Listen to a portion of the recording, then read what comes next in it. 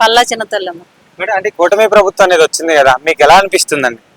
కూటమి ప్రభుత్వం వచ్చిన తర్వాత అయితే చాలా దారుణంగా ఉంది ఆంధ్రప్రదేశ్ లో.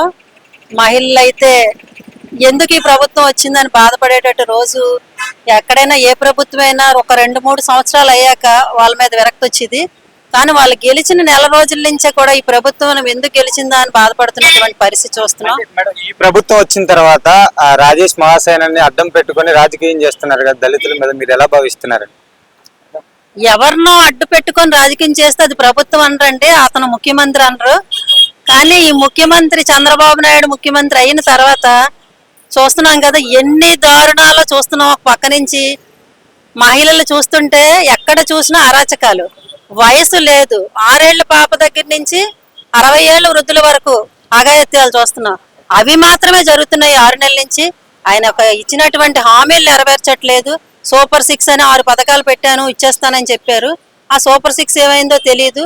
అవి అడుగుతుంటే ఈ రోజు ప్రభుత్వంలో ప్రతిపక్షంలో ఉన్నటువంటి వైఎస్ఆర్సీపీ పక్షాన మేము అడుగుతుంటే వాళ్ళని అరెస్ట్ చేయడానికి, వాళ్ళ మీద లేనిపోని కేసులు పెట్టడానికి ఒక పక్క చూస్తూనే ఉన్నారు. మీకు కూడా తెలుసు, సోషల్ మీడియా యాక్టివ్స్ అందరినీ కూడా అరెస్ట్ చేస్తూ వస్తున్నారు. వాళ్ళ మీద 11 కేసులు 10 కేసులు అనవసరమైన కేసులు పెట్టి మహిళలను చూడకుండా అమ్మాయిని హింసిస్తున్నటువంటి నరసన్నపేటలో నేను చూసాము. ఆ అమ్మాయిని తీసుకెళ్లి సబ్ జైల్లో అక్కడి నుంచి ఇక్కడికి, ఇక్కడి నుంచి అక్కడికి ఊరూరా తిప్పి ఇబ్బంది పడుతున్నటువంటి పరిస్థితి చూస్తున్నాము. ఇది ఇలాగే కొనసాగితే మీకు తొందరలోనే చర్మగీతం పాడటానికి ఈ రాష్ట్ర మహిళలందరూ కూడా చూస్తా ఉన్నారని ఈ సందర్భంగా మీ ద్వారా తెలియపరుస్తాను.